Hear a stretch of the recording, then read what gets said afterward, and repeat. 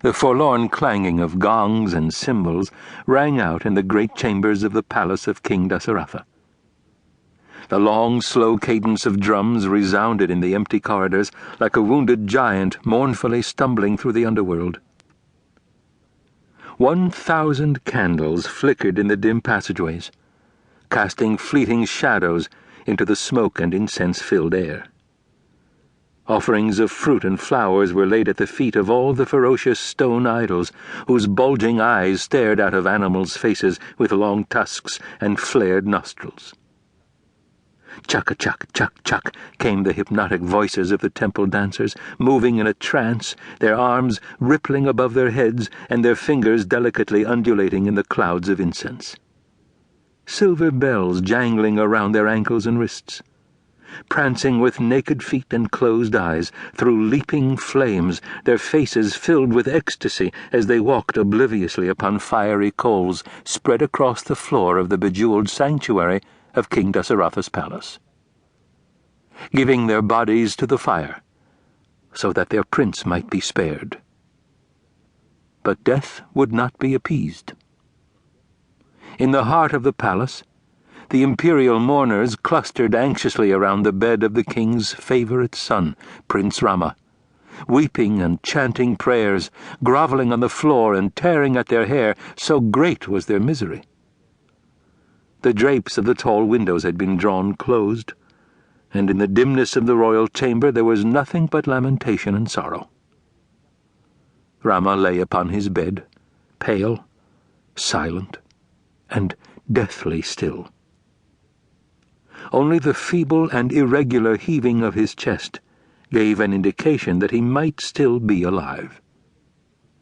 But life was anxious to fly away, leaving nothing but a dark shadow where once there had been the magnificent bright light of the young prince's eyes. Rama's brother, Lakshmana, sat at his side, whispering desperately into Rama's ear, urging him not to give up his fight against death. But Prince Rama didn't stir. The lamentation of the mourners grew louder as the evening approached, and the dark wind that carries death in its mouth swirled into the savage sky. The clouds rolled back in terror. The creatures of the jungle crawled deep into their havens, and every living thing fled from the deadly messenger in the wind, leaving the world deserted and still, except for the night birds with shining yellow eyes that screeched and beat their massive wings, circling endlessly above the palace of King Dasaratha.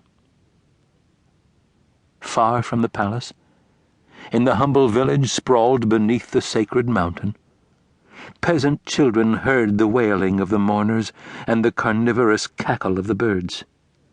Trembling with fear, they fled into the safety of their beds, shivering and moaning as the cold breath of death glided menacingly over their rooftops.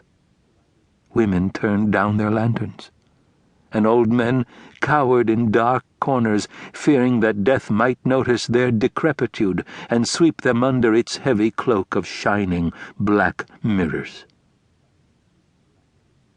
Rama lay helpless upon his bed, and there was nothing to be heard but wind and lamentations.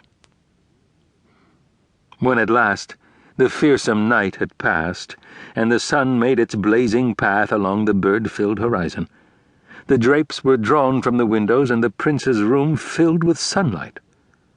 But still he did not stir. Lakshmana anxiously pressed his face to his brother's lips, and then he beamed with delight when he felt the wisp of Rama's fragile breath against his cheek.